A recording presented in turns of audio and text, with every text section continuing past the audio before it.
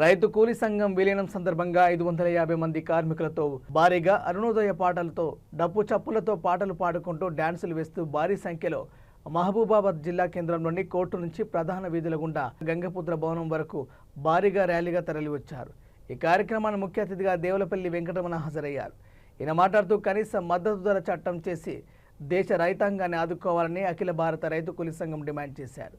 ఈ కార్యక్రమంలో CPI ML new democracy రాష్ట్ర నాయకులు మండల వెంకన్న, రాష్ట్ర నాయకులు, కార్యకర్తలు భారీ సంఖ్యలో పాల్గొన్నారు। వ్యవసాయ రంగ సంక్షోభాన్ని నివారిస్తాము, వ్యవసాయ రంగానికి పెద్దపేట వేస్తామని అటు మోడీ, బీజేపీ పార్టీ, ఇక్కడ కాంగ్రెస్ పార్టీ రెండు వాగ్దానం చేసినాయి। కానీ ఇంతవరకు దానికి తగినటువంటి చర్యలు తీసుకోలేదు। మన రాష్ట్రంలో రేవంత్ సర్కారు అధికారానికి వచ్చిన తర్వాత మేము రైతు భరోసా ఇస్తామని చెప్పారు 15,000కి, అది 12,000 కుదించారు।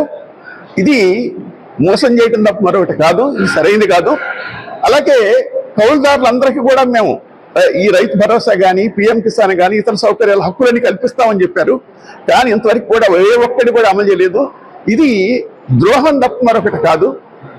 కాంగ్రెస్ పార్టీ 2011లో కౌలుదారు హక్కుల చట్టం తీసుకొచ్చింది, దాన్ని అమలు చేయలేదు। అమలు చేయాలని మేము డిమాండ్ చేస్తున్నాం। కనీస మద్దతు ధరల కోసం, గ్యారంటీ చట్టం కోసం ఆందోళన దేశవ్యాప్తంగా ఎస్కేఎం ఆధ్వర్యంలో జరుగుతోంది।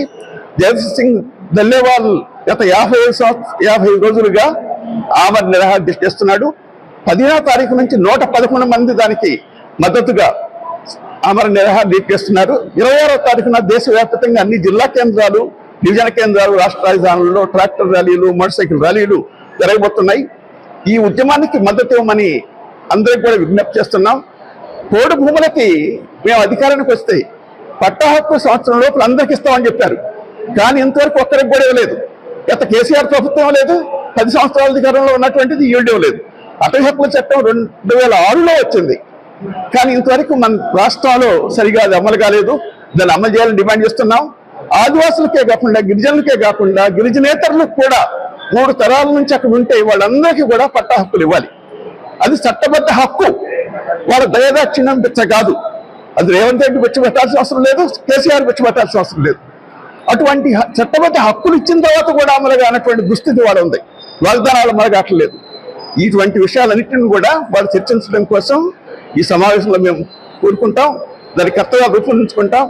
2013లో విడిపోయినటువంటి ఏకేఎంఎస్ 2గా ఈనాడు ఒకే సంస్థగా విలీనమై పెద్ద ఎత్తున ఈ సమస్యల మీద ప్రభుత్వ వాగ్దానాల అమలు కోసం సమరశీల ఉద్యమాలు నిర్మించడానికి మేము పూనుకుంటామని, ఈ సమావేశాలందుకు తగిన నిర్ణయాలు చేస్తామని తెలియజేస్తున్నాం।